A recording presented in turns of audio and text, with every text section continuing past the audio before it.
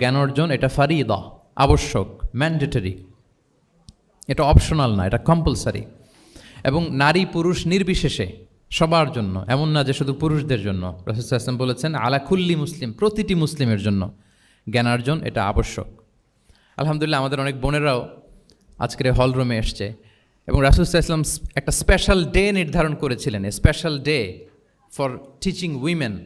মদিনার নারীদেরকে পাঠদানের জন্য, শেখানোর জন্য তিনি একটা স্পেশাল ডে নির্ধারণ করেছিলেন এবং নারীদের আগ্রহের কারণেই তিনি সেটা করেছিলেন।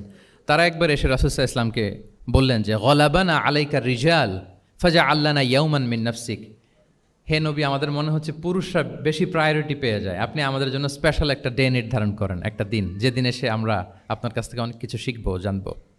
ফাওয়াআদাহুন্না ইয়াউমান লাকিয়াহুন্না ফীহি ফাওয়াআযাহুন।